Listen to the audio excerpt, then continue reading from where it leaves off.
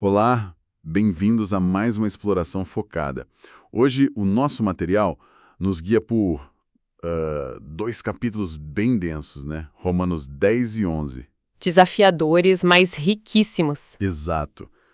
A gente compilou aqui anotações de bíblias de estudo, alguns trechos de comentários teológicos para tentar iluminar essas passagens. E o desafio é grande, né? Entender o que essas fontes dizem sobre Israel, a justiça de Deus. Isso. E a relação entre fé e lei, a entrada dos gentios na história. E, claro, a esperança futura para Israel. Tudo isso segundo esses materiais que a gente tem em mãos. Então, bora mergulhar nisso e ver o que a gente consegue extrair. Começando lá no capítulo 10. Paulo abre o coração, né? Totalmente, ele expressa uma dor quase física pela salvação do povo dele, Israel. O versículo 1, a oração dele é muito forte. Já quebra aquela imagem do teólogo frio, distante. Com certeza. Os comentários destacam muito essa paixão, mas olha só, logo em seguida ele já aponta o problema, né? O zelo. Isso, o zelo por Deus, uma paixão religiosa que era, tipo assim, sem entendimento. Romanos 10, versículo 2. E as fontes batem nessa tecla.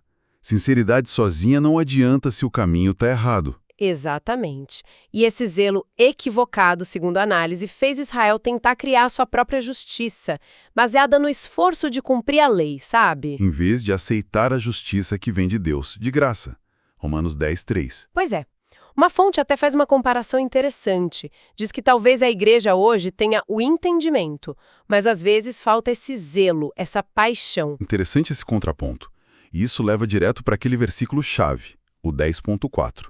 Porque o fim da lei é Cristo. O que esse fim quer dizer aqui? Ah, essa palavra telos em grego é muito rica. Os comentários exploram bem isso. Tem um duplo sentido forte. Duplo sentido, como assim? Primeiro, Cristo é o objetivo, o alvo para onde a lei sempre apontou. Rituais, sacrifícios, tudo indicava a ele. Ok, o cumprimento. Isso. E, ao mesmo tempo, ele é o término da lei como um meio para a gente ser justificado. Para quem crê em Cristo, acabou essa história de tentar ser salvo guardando a lei. Entendi. Não que a moralidade acabe, mas o sistema de conquistar a salvação pela lei, esse sim. Exato. Foi cumprido e superado nele. Fica claro o contraste que Paulo faz. A justiça da lei dizia, quem fizer estas coisas viverá por elas. Romanos 10, 5. E um comentário levanta um ponto curioso. Talvez o erro de Israel nem foi tentar cumprir a lei, mas sim não levá-la a sério o suficiente para perceber que era impossível cumprir tudo perfeitamente. Puxa, faz sentido. Se levassem ao extremo, veriam a própria falha. Pois é. E em contraste total, a justiça que vem pela fé. Essa não exige o impossível. Paulo pega lá Deuteronômio, em Romanos 10, 6 a 8. E diz que ninguém precisa subir ao céu ou descer ao abismo. Porque Cristo já fez. Ele veio, morreu, ressuscitou. A mensagem da fé, o evangelho, está aqui, acessível. Perto de ti, na tua boca e no teu coração. Romanos 10, 8. Não precisa de jornada heróica. A oferta já está na mesa, digamos assim. E o centro dessa mensagem, acessível, versículos 9 e 10. Confessar com a boca, crer no coração. Ah, aqui a gente precisa entender o peso disso na época. Confessar Jesus é Senhor, Kyrios. Era o título do imperador, de deuses. E, crucialmente, de Deus, Yahweh, na tradução grega do Antigo Testamento.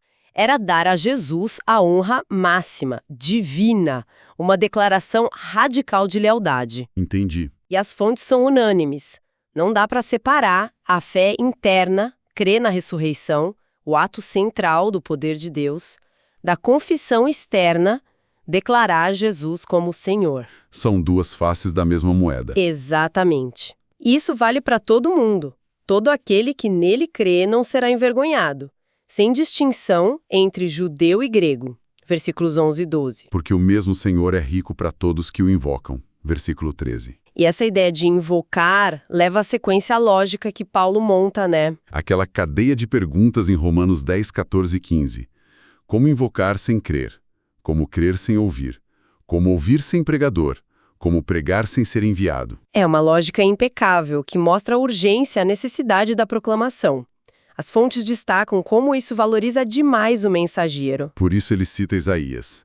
Quão formosos são os pés dos que anunciam coisas boas. Versículo 15b. Tem uma beleza nisso. Tem mesmo, mas aí vem o balde de água fria, né? A realidade. Mas nem todos obedeceram ao Evangelho. Romanos 10:16. Ecoando a queixa lá de Isaías sobre a incredulidade. E a pergunta óbvia, será que Israel não ouviu? Não teve chance? Paulo diz que sim, ouviram. Cita o Salmo 19. Por toda a terra se fez ouvir a sua voz. Romanos 10:18. Os comentários ligam isso tanto à revelação de Deus na natureza, quanto à pregação mesmo do evangelho que correu rápido pelas sinagogas do império. Então a conclusão, segundo essas análises, é que a incredulidade não foi por falta de aviso. Tornava-se indesculpável. Exato. E essa recusa da maioria teve uma consequência inesperada que Paulo começa a tratar no fim do 10 e aprofunda no 11. A salvação chegando aos gentios, para provocar ciúmes em Israel. Romanos 10:19. Que reviravolta. Uma dinâmica surpreendente no plano de Deus. Mas mesmo assim o capítulo 10 fecha com aquela imagem de Deus de braços estendidos para um povo rebelde e contradizente. Versículo 21. Que prepara perfeitamente a pergunta do capítulo 11. Rejeitou Deus o seu povo? Romanos 11:1. E a resposta de Paulo é um não bem forte. De modo nenhum. Ele mesmo era prova viva, israelita, da tribo de Benjamim. A salvação dele mostrava que a porta não estava fechada. E aí ele traz a ideia do remanescente. Isso, o remanescente segundo a eleição da graça. Romanos 11:5. Sempre houve um grupo fiel. E ele usa Elias para ilustrar, né? Quando Elias se sentia sozinho. Deus mostra para ele, reservei para mim 7.000 homens que não dobraram os joelhos a Baal. Romanos 11:2 e 4. Um lembrete histórico poderoso. Sim, para mostrar que mesmo na pior apostasia, Deus sempre preservou um núcleo fiel dentro de Israel. Alguns comentários até sugerem que 7.000 pode ser simbólico, um número de plenitude. E o ponto central para Paulo é que esse remanescente existe por pura graça, não por mérito, não por obras. Romanos 11:6. Exato. Mas para a maioria, o que aconteceu foi um endurecimento. Romanos 11:7. A palavra grega poroses é interessante, vem da medicina. Tipo um calo. Exatamente. Uma perda de sensibilidade espiritual. Uma imagem forte. Paulo até citou o Antigo Testamento para descrever esse estado de torpor espiritual, digamos assim. Romanos 11:8-10. E as fontes interpretam isso como um endurecimento judicial, consequência da recusa. Mas não necessariamente final, né? Isso é crucial. Não uma rejeição definitiva e irrevogável por parte de Deus. Abrir a porta para a esperança. O que leva à próxima pergunta. Tropeçaram para que caíssem de vez? Romanos 11:11. E de novo, de modo nenhum.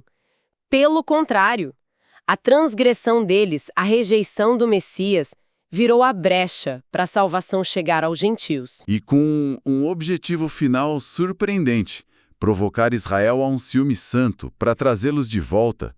Romanos 11:11-12. É impressionante como Paulo lê a história com essa lente teológica. Pois é, ele viu o próprio ministério aos gentios como parte disso. Romanos 11:13-14. Para provocar o povo dele à salvação. E ele faz aquele argumento do menor para o maior. Se a rejeição temporária deles trouxe reconciliação para o mundo gentil, imagina o que a aceitação futura deles vai trazer. Paulo usa uma expressão fortíssima, vida dentre os mortos. Romanos 11:15. o que será que significa isso? Ressurreição literal? Conversão em massa? Os comentários debatem bastante. Pode ser a ressurreição final, uma conversão espiritual gigantesca, um reavivamento global. De qualquer forma, aponta para algo extraordinário, uma bênção sem precedentes. E para visualizar tudo isso, ele usa a famosa alegoria da oliveira, Romanos 11:16-24. Começa falando da raiz santa, os patriarcas. Correto? Essa alegoria é chave para a gente entender o raciocínio dele. As peças se encaixam assim, segundo as análises. A oliveira é o povo da aliança, a raiz, os patriarcas. Os ramos naturais, o Israel étnico. Os ramos quebrados seriam os israelitas incrédulos. Isso. E os ramos bravos ou silvestres, os gentios que creram e foram incluídos, enxertados. Ser enxertado é ser incluído pela fé, pela graça. Exato. Mas, atenção, Paulo logo dá um puxão de orelha nos gentios enxertados. Não te glories contra os ramos, Romanos 11:18. Um aviso contra a arrogância. Exatamente. A posição deles não é por mérito, é pela fé. Devem temer, porque se Deus julgou a incredulidade dos ramos originais, pode fazer o mesmo com eles. É um chamado para reconhecer a bondade e a severidade de Deus. Versículo 22. Mas a alegoria também traz muita esperança, né? Muita. Os ramos naturais quebrados podem ser reenxertados se deixarem a incredulidade. Romanos 11, 23, 24. O argumento de Paulo é poderoso. Se Deus fez o contra a natureza, enxertar ramo bravo, quanto mais ele pode fazer o natural, que é reenxertar os ramos originais na sua própria árvore. Vários comentários veem aí uma indicação clara de uma futura restauração de Israel. Sim, uma possibilidade forte ou até probabilidade. E um ponto fundamental que as fontes ressaltam: é uma só oliveira. Não são dois povos separados. É um único povo de Deus, judeus e gentios unidos em Cristo. Entendi. Depois dessa imagem forte, Paulo revela o tal mistério, Romanos 11, 25, para evitar a arrogância dos gentios. Um endurecimento parcial veio sobre Israel, e isso tem prazo, até que entre a plenitude dos gentios. O que é esse mistério exatamente? E a plenitude dos gentios? O mistério, segundo as fontes, parece ser essa dinâmica interligada. A queda parcial de Israel abre a porta para os gentios, e a entrada dos gentios visa, no fim, trazer Israel de volta. Uma interdependência surpreendente. E a plenitude? Aí tem nuances. Alguns veem como o número total de gentios eleitos ao longo da história, outros como um tempo de grande maturidade ou bênção espiritual entre os não-judeus. E aí vem o clímax. E assim, todo Israel será salvo. Romanos 11, 26. Conectando com profecia sobre o libertador vindo de Sião. Esse todo o Israel é super debatido. A maioria dos comentários que a gente viu rejeita a ideia de que seja a igreja. Dizem que Paulo, em Romanos 9 a 11, usa Israel consistentemente para o povo étnico. Então, quais as interpretações principais? Basicamente, duas linhas fortes. Primeiro, Israel como nação, as massas do povo judeu no futuro, passando por uma conversão em larga escala. Essa é bem comum nas fontes. Ok. E a outra? A outra vê como a soma total dos eleitos judeus ao longo de toda a história, desde Abraão. Mas a tendência nos materiais que analisamos aponta mais para essa esperança de uma conversão futura significativa do povo judeu mesmo. Uma nota interessante que uma fonte traz é sobre o "e assim", kairotos. Sim, pode indicar não só "e então", sequência de tempo, mas desta maneira, o modo como vai acontecer, como resultado da entrada dos gentios e do ciúme provocado. Mexe um pouco com algumas visões do fim dos tempos. Paulo então resume a situação com aquele paradoxo incrível no versículo 28. Pelo lado do evangelho, naquele momento, inimigos, para o bem dos gentios. Mas pelo lado da eleição, amados por causa dos patriarcas. E a afirmação categórica no 29, os dons e a vocação de Deus são irrevogáveis. As promessas continuam válidas. Uau! E ele fecha com um paralelo final nos versículos 30 e 31.